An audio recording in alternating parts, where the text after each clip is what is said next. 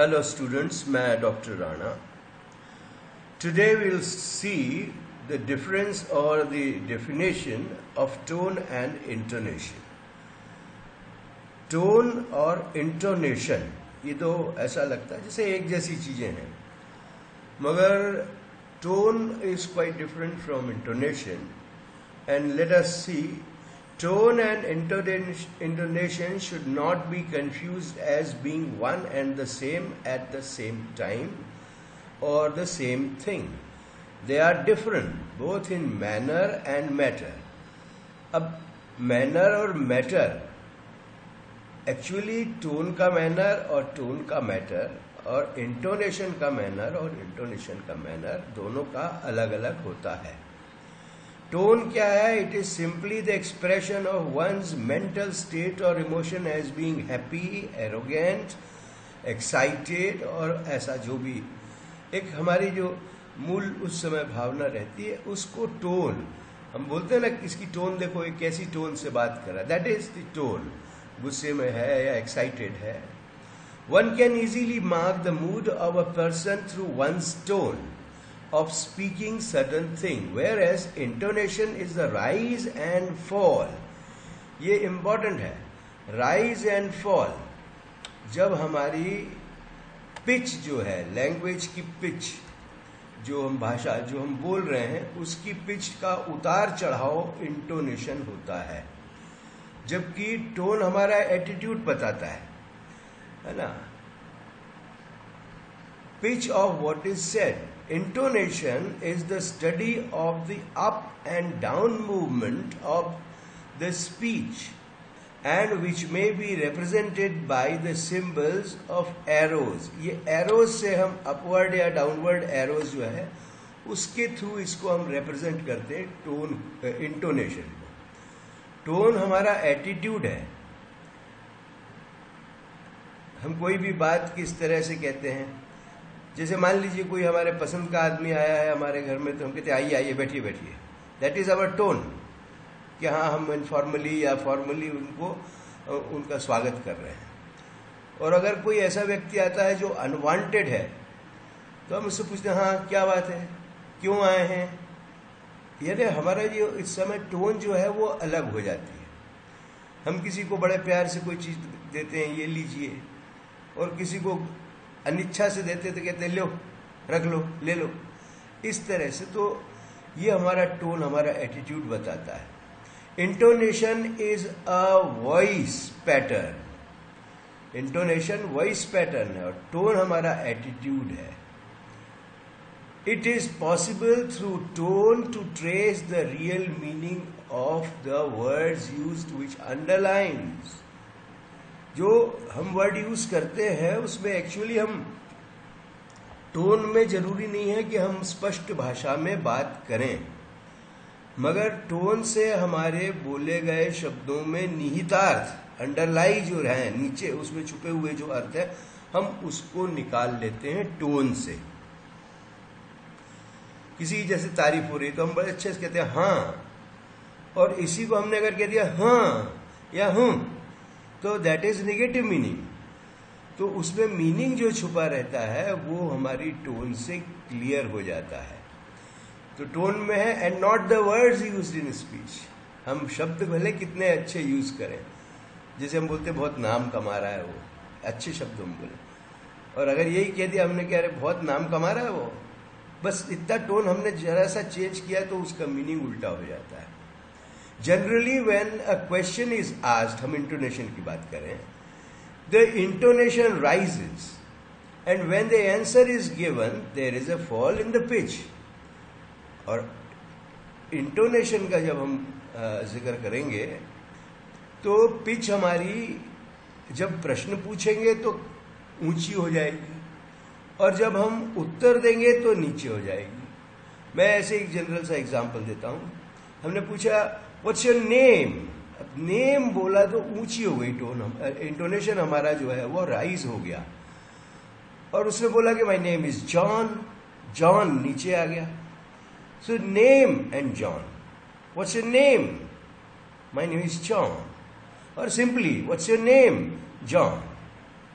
तो rise intonation जब होता है तो हमारा जो पिच है वो हाई हो जाती है क्वेश्चन में, और आंसर में हमारी इंटोनेशन की जो डायरेक्शन है वो डाउनवर्ड्स हो जाता है, नीचे आ जाता है, फॉल ऑफ पिच कहते हैं.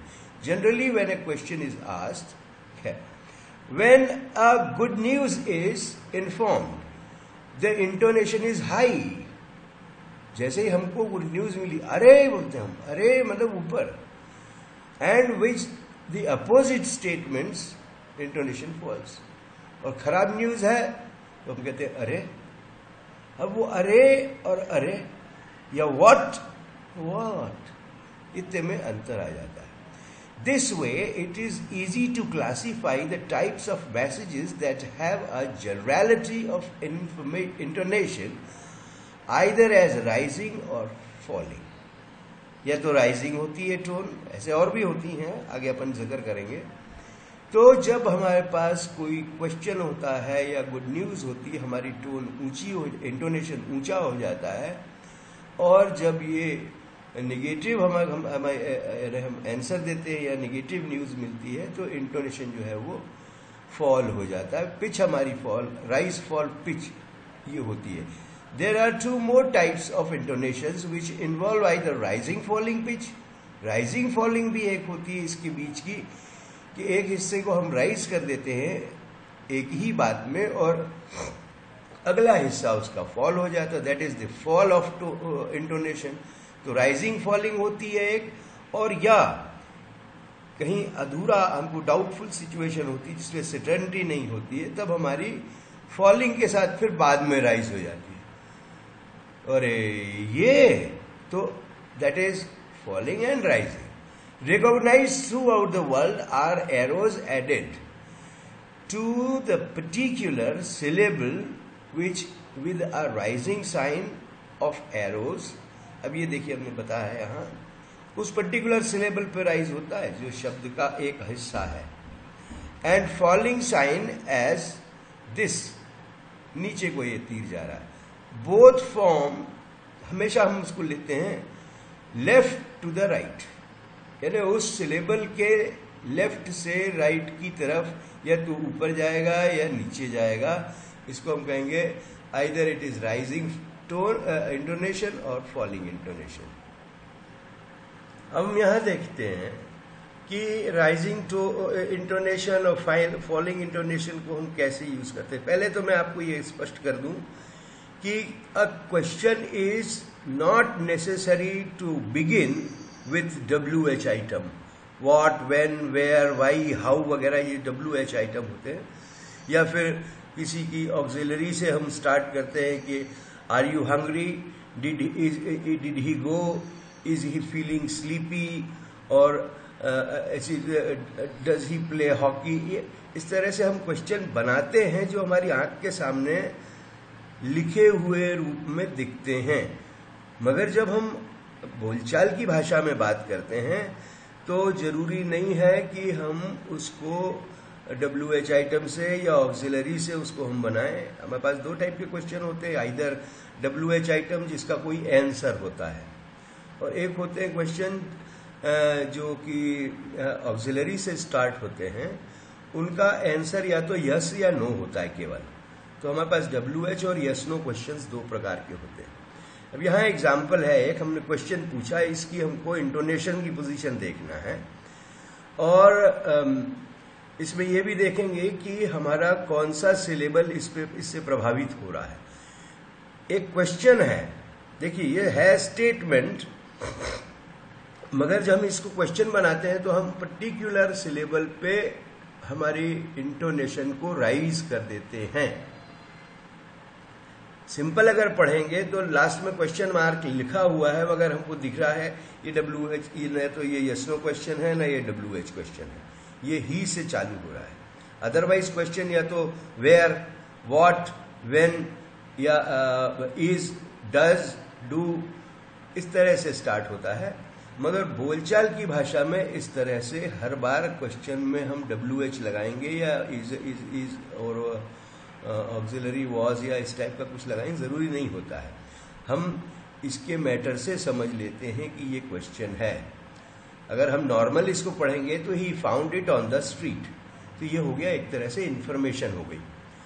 मगर जैसे ही अपन उसको क्वेश्चन के रूप में बोलेंगे तो अपन ये कहेंगे, यहां पर देखिए आप, मैंने इसको फोनेटिकल लिखा, उसमें लिखा है IPA सिंबल्स में, ही found it on the street. अब इसको हम ये देखेंगे, ही found it on the street. अब ये स्ट्रीट का मतलब ये हो गया कि क्या ये वास्तव में उसको स्ट्रीट पे मिला। ही found it on the street. अब ये स्ट्रीट का आखिरी सिलेबल जो है स्ट्रीट है, और यहां पर इसके लेफ्ट में हमने ये लगा दिया और राइट में ये सिलेबल आ गया। अब ये तीर जो है वो दाएं तरफ ऊपर को जा रहा है, ये प्राइमरी स्ट्रेस लगा हुआ है इस वर्ड में, और ये एक सिलेबल भी, सिंगल सिलेबल का वर्ड है ये। So he found it on the street, बड़ा नेचुरल हमारी भाषा का है, जैसे हम बोलते हैं वही है। इसमें हमको ग्रामेटिकलिटी नहीं देखना है कि ये WH से क्यों नहीं शुरू हुआ, या इज एम आर वॉज वगैरह इस टाइप से नहीं शुरू हुआ। ही found it on the street, बस ये स्ट्रीट पे हमने अगर अपनी टोन को राइज कर दिया तो इसका मतलब है कि स्ट्रीट का वो पूछ रहा है कि क्या, कहाँ मिला वास्तव में स्ट्रीट। ये स्ट्रीट का तीखापन, जो ऊंची गई जो इसकी इंटोनेशन का जो ये एरो है, तो इसने अपने आप उसको क्वेश्चन बना दिया। तो ये क्वेश्चन है। अब आंसर देखिए, yes he found it on the street. अब यहां देखो, यहां हमने स्ट्रीट कहा था और ये क्या बन गया, यस, मतलब फॉल हो गया। यहां ये देखिए यस, यस के पहले वाला, हम ये वाले सिलेबल के हमेशा लेफ्ट में इंटोनेशन मार्क लगाते हैं हमेशा। यहां भी देखिए स्ट्रीट लिखा है, इसके लेफ्ट में लगा हुआ, यस, ये नीचे आ गया। ही found it on the street. अब वो स्ट्रीट यहां होता तो ये क्वेश्चन बन जाता, मगर ये स्ट्रीट आंसर है, यस, यस में नीचे आ गया। ही found it on the street, street ये नीचे आ गया, फॉलिंग टोन हो गया। स्ट्रीट के ये भी लेफ्ट में है, ये नीचे आ गया। तो तीर का निशान जो है वो उस सिलेबल के बाएं हाथ पे लगता है, और या तो राइजिंग हो सकता है इंटोनेशन, या फॉलिंग हो सकता है। नेक्स्ट हम देखते हैं, ये WH से शुरू हो रहा है, हाउ से। अब ये क्वेश्चन है, how did you ever escape. अब यहां पर हमारा राइजिंग और फॉलिंग दो टोन आ रहे हैं। हाउ, ये राइजिंग हो गया, how did you ever escape, how did you ever escape. ये हाउ ये ऊपर आ गया, डिड यू एवर एस्केप ये लास्ट का एक सिलेबल पे ही बनता है, तो एक सिलेबल ये अलग हो गया, और ये नेक्स्ट जो स्केप वाला, एस्केप, एस्केप में ये इस सिलेबल को अलग कर दिया, अलग हो गया क्योंकि वॉवेल साउंड है, ये एक सिलेबल निकल गया बाहर, अलग हो गया, और इसके बीच में ये बाएं हाथ पर अंतिम सिलेबल के लेफ्ट साइड पे ये फॉलिंग टोन आ गई। हाउ ऊपर हो गया, एस्केप नीचे आ गया। फिर नेक्स्ट एग्जाम्पल देखेंगे, इसमें हमारी केवल एक दो टोन्स, फिर वही rising file falling, sorry falling आ रही है, राइजिंग और फॉलिंग दोनों है ना। We looked at the sky and saw the clouds. यहां पर देखिए एक ही सेंटेंस है, दो इंटोनेशन है, एक राइजिंग है, एक फॉलिंग है। क्योंकि जब एंड या हम गिनती भी गिनते हैं तो सारी टोन इंटोनेशन जो है ना, 5 तक गिनती की गिनी हमने, 1 2 3 4, ये देखिए ये सारे के सारे ऊपर जा रहे हैं, 1 2 3 4 एंड 5, वो नीचे आ गया। इसी तरह से ये यहां पर We looked at the sky and saw the clouds, ये नीचे आ गया। आखिरी सिलेबल इसका स्काई यहां पर है, एंड के पहले ये स्काई, इसके लेफ्ट में राइजिंग टोन है, एंड सॉ द क्लाउड्स नीचे आ गया। ये क्लाउड्स सिंगल सिलेबल है, ये नीचे हो गया। तो एंड जहां पर आता है अंत में कोई चीज के लिए, उस समय भी टोन फॉल हो जाती है, इंटोनेशन उसका फॉलिंग दिखता है, उसमें एरो नीचे की तरफ जाता है. The change of the intonation units is indicated with the sign. ये सिंगल डंडा जो ये हम वर्टिकल लाइन देख रहे हैं, ये यूनिट्स को चेंज करता है. जहां जहां इंटोनेशन की यूनिट चेंज होती है, यहां पे एक इंटोनेशन आया, ये यूनिट इसके बाद बदल गई, तो इसके बाद नहीं बदली है क्योंकि ये एंड हो गया यहाँ, तो ये साइन हम लगाते हैं. और A division between two intonation units, एक इंटोनेशन यूनिट दूसरी इंटोनेशन यूनिट, इन दोनों के का डिवीजन हो रहा है. यहाँ पे ऊपर भी देखेंगे आप, ये भी लगा हुआ है, तो डिवीजन ऑफ इंटोनेशन यूनिट है. ये यहाँ राइजिंग आ गया, एक ये फॉलिंग आ गया, ये आ गया, बीच में एक मार्क आ गया है, vertical mark. There are 4 situations that में अकर ड्यूरिंग स्पीच. अपन इसकी बात फिर अभी पहले भी अपन बात की कि एक तो राइजिंग इंटोनेशन होएगा जिसमें तीर ऊपर की तरफ जाएगा, राइट हैंड की तरफ झुका रहेगा. दूसरा फॉलिंग रहेगा, वो भी ऊपर से नीचे की तरफ आएगा, वो भी राइट को ही झुकेगा. फिर आएगा फॉलिंग राइजिंग, दोनों राइट को झुकेंगे. फॉलिंग में तीर नीचे हो जाएगा और राइजिंग में ऊपर हो जाएगा. और एक राइजिंग फॉलिंग कंडीशन आएगी, उसमें पहला तीर ऊपर आएगा और राइट को झुका रहेगा, दूसरा तीर नीचे आएगा, वो भी राइट को झुका रहेगा. तो ये जो है एक तरह की, हम जिसको बोलें रिदम क्रिएट करने के लिए राइजिंग और फॉलिंग ये टोन्स का यूज होता है. रिदम यानी एक तरह का म्यूजिक, कंटिन्यूटी बनाने के लिए उतार चढ़ाव, लहर जिसको हम, जैसे नदी में लहर है तो वो लहरदार भाषा. इंग्लिश एक्चुअली राइजिंग टॉनिक रहती है भाषा, तो इंटोनेशंस का इंपॉर्टेंस रहता है. इसका क्या इफेक्ट है? The rhythm, placement of stress and speed of voice, ये सारी चीजें उसमें दिखती हैं. In the sentence significantly change the meaning of the spoken sentence. और इसी को हम अगर थोड़ा बहुत भी फर्क कर दें टोन और इंटोनेशन दोनों में, तो उस पर्टिकुलर सेंटेंस में यूज किए हुए शब्द कुछ भी हो सकते हैं मगर मीनिंग उसका दूसरा निकल जाता है. Thus there are certain situations which need good practice to place the things in their proper place to arrive at a clear meaning. स्पष्ट अर्थ निकालने के लिए टोन्स का अध्ययन बहुत जरूरी है. हालांकि मैं फिर भी बहुत स्पष्ट कर दूं कि हम कोई भी राइजिंग फॉलिंग टोन अगर हम निकालते हैं, इवन हिंदी में भी है हमारे यहाँ इंटोनेशंस, मगर हमारी मातृभाषा में हम जिसकी मास्टरी कर सकते हैं उसकी, उतनी एक फॉरेन लैंग्वेज में करने के लिए आपको बहुत ज़्यादा एक्सपोजर की ज़रूरत है. कंटिन्यूअस उस भाषा के संपर्क में रहना जरूरी है, तब हम उस तरह से राइजिंग और फॉलिंग टोन्स इंटोनेशंस का यूज़ कर सकते हैं जैसा कि एक वहाँ का नेटिव पर्सन करता है जिसकी वो मातृभाषा है इंग्लिश. तो हम हिंदी में करते हैं, इसलिए मैं हिंदी में भी एग्जाम्पल दे रहा हूँ. Now let us take all the affirmation means 4 situations in which different kinds of intonations occur. अब हम ये देखते हैं कि चारों तरीके के इंटोनेशन भिन्न भिन्न प्रकार की सिचुएशंस में बोले गए वाक्यों में कैसे उपयोग में आते हैं. पहले हम देखेंगे राइजिंग इंटोनेशन.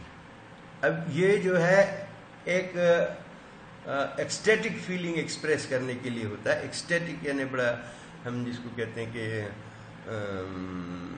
एक्साइटमेंट जब हमारे अंदर होता है, उत्तेजित होकर के जब हम कोई बात करते हैं. Feelings have a wide range of expression. They can be that of excitement, Joy, thrill, happiness, fear, irritation, and the like. Sentences having such feelings to express and in general with a rising intonation. ये expressions का अंत जो है आखिरी में हम rising tone लगा देते हैं जब हमको कोई एक्साइटेड बात करना होती है. तो अब ये देखें अपन, अब एक सिंपली अगर बिना इंटोनेशन के हम इसको बोलेंगे तो ये कहेंगे I never expected to see you so soon. Okay, यहाँ उसमें किसी तरह की फीलिंग नहीं है, मगर एक्सटैटिक फीलिंग जब एक्साइटमेंट की रहती है तो हम बोलते हैं I never expected to see you so soon. So soon ये इस आखिरी का सिलेबल है, उसके लेफ्ट में हमने राइजिंग टोन लगा दी। ओके, नेक्स्ट है इट साउंड्स एक्सीलेंट। सिंपली बोला अगर ये किसी तरह का एक्सप्रेशन नहीं दे रही भाषा, मगर जब हम एक्साइटेड या एक्सटैटिक स्टेट में बोलेंगे तो हम बोलेंगे it sounds excellent. Excellent, x इस अकेले सिलेबल में ये लेफ्ट में राइजिंग टोन आ गई, और ये जो है ये नॉर्मल वैसे ही है। इट साउंड्स एक्सेलेंट, एक्सेलेंट, ये एक्स ऊपर आ गया। I am waiting for you my buddy. Sir मैं तुम्हारा इंतजार कर रहा हूं दोस्त, है ना। So I am waiting for my buddy. किसी को हम इन्फॉर्म करेंगे, मित्र का इंतजार कर। My buddy is simple last syllable है इसका सेंटेंस का, और ये राइजिंग टोन से खत्म हो रहा है। तो these examples will help you, no doubt. अब नेक्स्ट यहां पे हम देखेंगे लुक एट द रेनबो। अब ये तो सिंपल हो गया। रेनबो एक वर्ड है, मैंने इसको अलग इसलिए कर रखा है, जैसे एक्सलेंट ये अलग किया था। रेन एक सिलेबल है, यहाँ एक्स सिलेबल है, और इससे लेंथ जो है वो अलग हो गए। और इसी तरह से बो एक सिलेबल है, मगर ये लास्ट नहीं है। हमको बताना है कि सिलेबल के बाएं तरफ हम लगाते हैं rising tone. So it is look at the rainbow, rainbow, okay, rainbow. Happy birthday to you, so happy birthday to you. ये आखिरी सिलेबल जो है वो राइजिंग टोन में आ जाता है। आखिरी यानी जो भी सिलेबल, जिस भी सिलेबल पे हमको मीनिंगफुल लगता है कि हमारा जो इंटोनेशन है वो राइज हो रहा है। So these are all the rising intonations. ये राइजिंग इंटोनेशन के बाद में हम देखेंगे कि हमारे पास एक तो हमने एक्सटैटिक स्टेट के बारे में बात कर ली। राइजिंग में अब हम ये देखें कि यस नो क्वेश्चन होता है। यस नो मैंने जैसा कि कहा, या तो WH होता है, WH से शुरू होता है, या फिर यस नो जो है ऑक्सिलरी से शुरू होता है। ऑक्सिलरी से जो शुरू होता है, अब मैंने इसमें शब्दों को तोड़ा नहीं है, मगर आप ये समझ लीजिएगा कि जिसमें भी हमने इंटोनेशन मार्क किया है, तीर का निशान लगाया है, हमको केवल उसी से लेबल को राइजिंग करना है।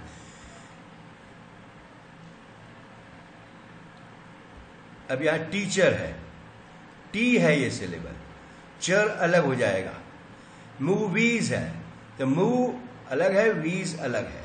ऑलरेडी में ऑलरेडी, ओके। ये सिलेबल, अब सिलेबल को भी आपको हम बताएंगे, सिलेबल वैसे डिस्कस कर चुके हैं, फिर और अच्छे से क्लियर करेंगे। यहां पे डिक्शनरी, सो डिक्श और नरी ये दो इसके सिलेबल बने हैं। सून अकेला है, मैगजीन में 3 है, मैगजीन, ओके। इसी तरह से अग्री में 2 हैं, अ और ग्री।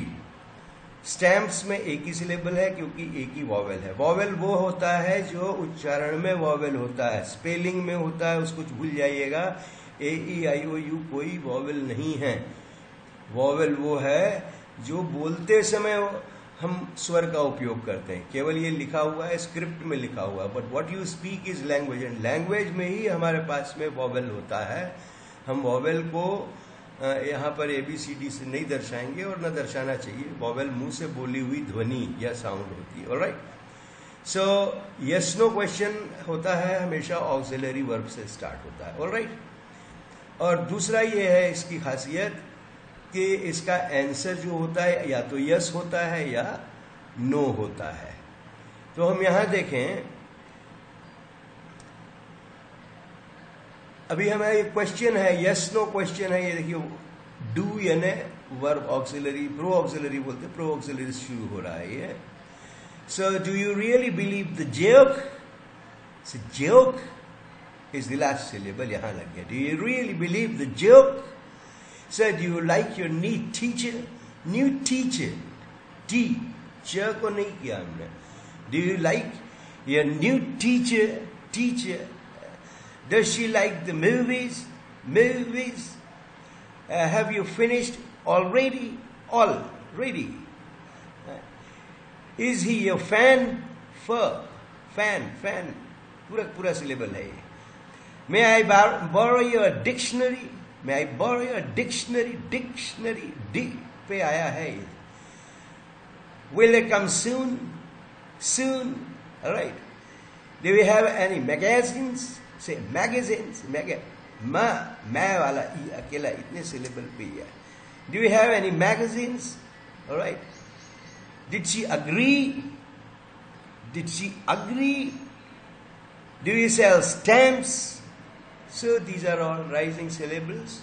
इत्तेफाक है कि ये सेंटेंस के लास्ट में आए हैं.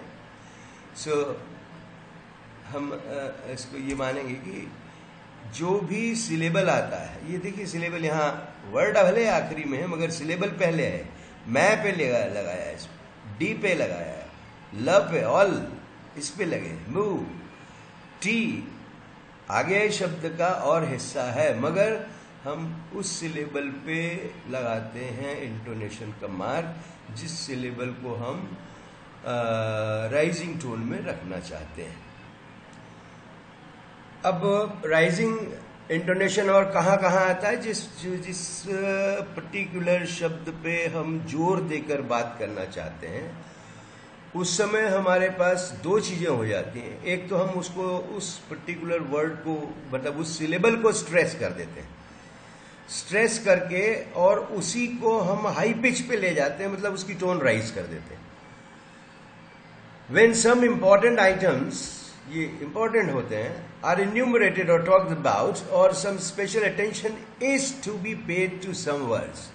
जब हम किसी को खास उधर ही अटेंशन दिलाना चाहते हैं तब हम उसको स्ट्रेस भी कर देते हैं और उसके पहले एक राइजिंग इंटोनेशन का मार्क भी आ जाता है, बोलने में आ जाता है, लिखने में दिखता है.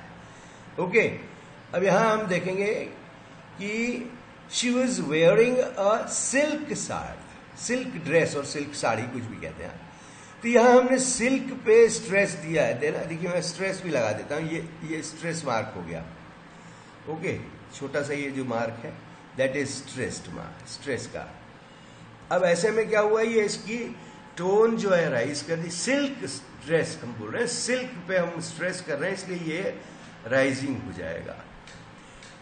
दे were all beautiful girls. So all beautiful, यहां स्ट्रेस लगाना पड़ेगा हमको, लगा देते हैं.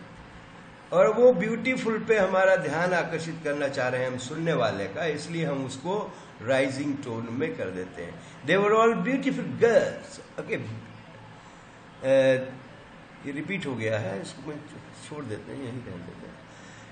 She'll, okay, she will tell me the secret today.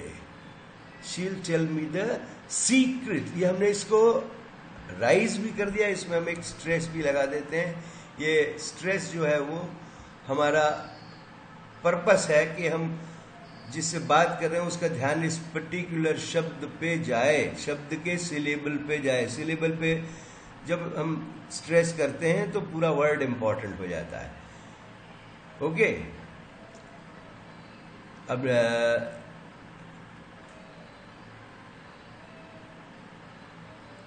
Same ये सेंटेंस जो है हम वर्ड पे भी इंपॉर्टेंस दे रहे हैं और सिलेबल भी हमने लगा दिया है, स्ट्रेस भी लगा दिया.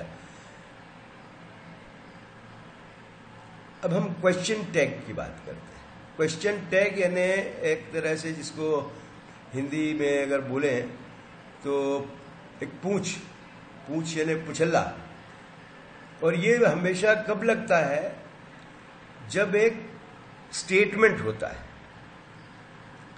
एक पॉजिटिव स्टेटमेंट जब हम देते हैं, वो एक अच्छा टीचर है ऐसा हमने स्टेटमेंट अगर दिया, तो उसके पीछे जो क्वेश्चन टैग लगेगा वो निगेटिव लगेगा. मतलब वो एक अच्छा टीचर है नहीं है क्या, ऐसा. और वो अच्छा टीचर नहीं है क्या, that is the question tag. Positive statement पे निगेटिव क्वेश्चन टैग लगता है उसी की ऑक्सिलरी लेके. सेंटेंस की ऑक्सिलरी वही रहेगी, और निगेटिव स्टेटमेंट पे उसी की ऑक्सिलरी लेके पॉजिटिव पुछल्ला जिसको बोलेंगे, पॉजिटिव क्वेश्चन टैग लगाया जाता है। और जब ये क्वेश्चन टैग लगाते हैं तो उस समय हम उस क्वेश्चन टैग के पहले सिलेबल को राइजिंग टोन पे रखते हैं। ओके, तो राइजिंग इंटोनेशन का मार्क लगेगा ऑक्सिलरी के बाएं हाथ पर। जैसे he is a generous man, auxiliary इसमें इज है, तो कॉन्ट्रैक्टेड फॉर्म में हम नेगेटिव लगाते हैं। इज का कॉन्ट्रैक्टेड फॉर्म में नेगेटिव बनता है isn't. So he is a generous man, isn't he, isn't he. अब यहां हमने इज कहा था, इज में नेगेटिव लगाया और फिर हमने ही को यहां रख दिया, यानी जो सब्जेक्ट रहता है वो आखिरी में यहां आ जाता है। वी अब ये वी से शुरू हुआ, यहां भी देखो ये वी से समाप्त हो रहा। अब यहां हैव है ऑक्सिलरी, ये हैव लगा दिया हमने।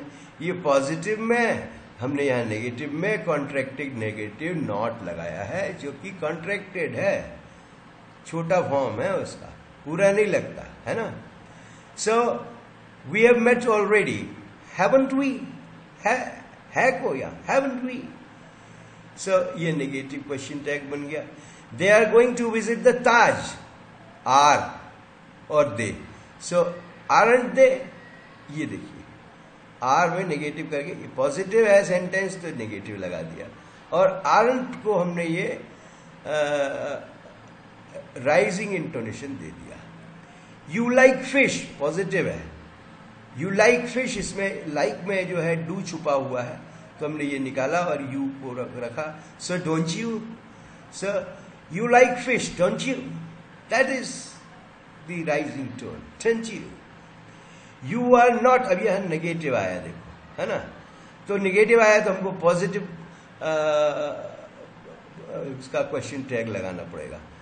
You are not coming to the movies, are you, are you, that is anti नहीं लगाया हमने, क्यों? क्योंकि नेगेटिव यहां से है तो हम पॉजिटिव क्वेश्चन टैग लगाएंगे, और अगर पॉजिटिव सेंटेंस है तो नेगेटिव क्वेश्चन टैग लगाएंगे, और उसकी टोन राइजिंग कर देंगे उस पहले सिलेबल की, यानी इसमें ऑक्सिलरी वर्ब की समझ लें आप।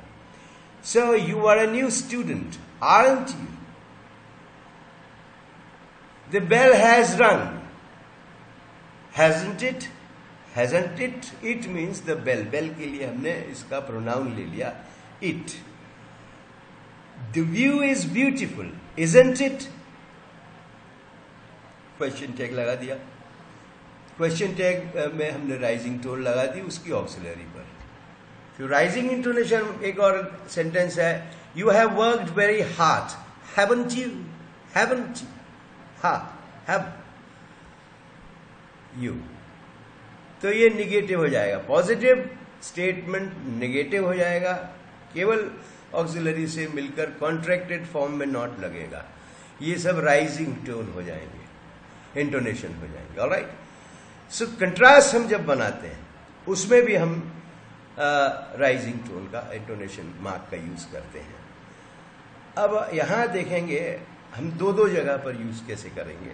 When two things are compared, भाई कंट्रास्ट या कंपेयर करेंगे तो दो चीजें तो रहेंगी ना उसमें। Compared and contrasted, both the items are stressed, तो स्ट्रेस लगाएंगे हम उसमें, and have the rising intonation. चलो हम स्ट्रेस लगा देते हैं, ये स्ट्रेस लगा दिया, और इसको भी स्ट्रेस लगा दिया। ये स्ट्रेस जो है वो हालांकि शिफ्ट भी हो जाता है, लैंग्वेज है बहुत ज़्यादा आर्बिट्ररी होती है, जैसे हमारी इच्छा होती है हम वैसे यूज़ कर सकते हैं। ये मैं स्ट्रेस लगा देता हूँ उस पर्टिकुलर सिलेबल पे जहाँ पर हमने टोन को, इंटोनेशन को राइज किया है। ये लग गए आपके, ये छोटा सा ये जो स्ट्रेस है ना, ये देखिए, एक्सेंट भी बोलते हैं इसी को, स्ट्रेस या एक्सेंट कुछ भी, है ना। अब यहां पे नेबर्स और स्ट्रेंजर्स के बीच में कंपेयर कंट्रास्ट किया गया है। Neighbours are better to believe than the strangers. अब ये देखिए, आप दोनों में स्ट्रेस भी लगा है और दोनों में राइजिंग इंटोनेशन मार्क है, तीर ऊपर जा रहा है। Neighbours are better to believe than the strangers. Okay, so prospects are open but they demand efforts. Doing is better than only thinking. Okay? A bird in hand is better than two in bush. He enjoys movies, but he likes circus. अब आप इसमें देख लें, intonation भी mark है, वो high है, rising है, और उसमें के स्ट्रेस भी अपन ने लगा दिया है। तो ये कंपेयर और कंट्रास्ट में देखिए, कंडीशंस आपको दे रहा हूं कि कहां कहां हाई राइजिंग टोन लगती है, और नेचुरली जहां पर राइजिंग टोन जिस भी इसमें सिलेबल में लगेगा वो सिलेबल स्ट्रेस्ड रहेगा, हालांकि उस पर स्ट्रेस मार्क लगा हो या ना लगा हो। मगर आप ये ध्यान देंगे कि ये जो हमारे मार्क है, ये छोटा सा ये स्ट्रेस दिख रहा है, यहाँ पर ये स्ट्रेस मार्क दिख रहा है, इस एक्सेंचुएशन भी कहते हैं, एक्सेंट भी कहते हैं। अब हम देखेंगे फॉलिंग इंटोनेशन के कौन कौन से ऐसे सेंटेंसेस होते हैं जहां पे इंटोनेशन आपका मार्क जो है वो नीचे आता है।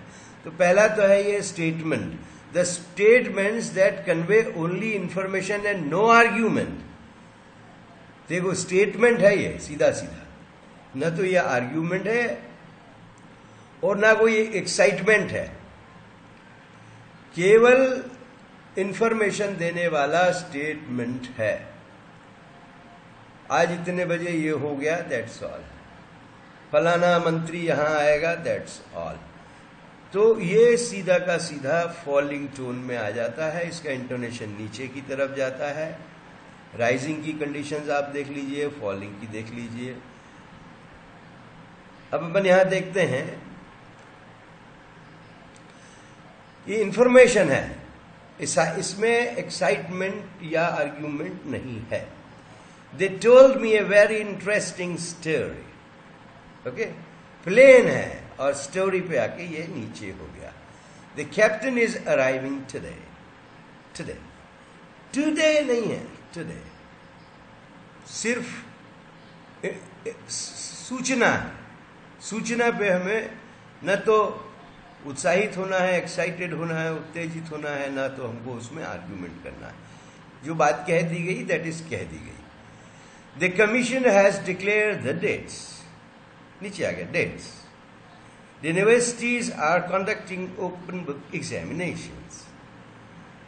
कोई एक्साइटमेंट नहीं है, कोई उत्तेजना नहीं है, कोई हमारी भावनाएं नहीं जुड़ी हैं, तो ये सारे फॉलिंग टर्म में आ जाएंगे।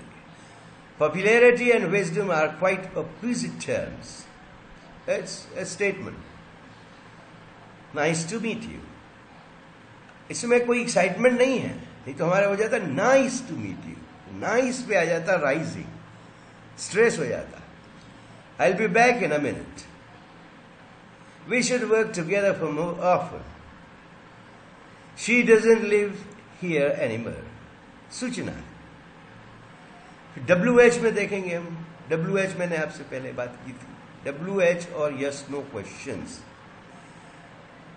यस नो क्वेश्चंस और WH अलग अलग कंडीशंस के बनते हैं। ये हमारे बोलने पे डिपेंड करता है कि हम कहाँ पे एम्फेसिस दे रहे हैं, स्ट्रेस दे रहे हैं, किस चीज़ को महत्वपूर्ण बताना चाह रहे हैं, और उस चीज़ की इम्पोर्टेंस बनी रहे इसलिए हम उसको स्ट्रेस कर देते हैं, राइजिंग कर देते हैं। अब हमारे पास WH क्वेश्चन है और हम यस नो क्वेश्चन देते हैं, उनको भी देखेंगे। एक और इम्पॉर्टेंट चीज है कि WH हमेशा व्हेन, वेयर, व्हाई, व्हाट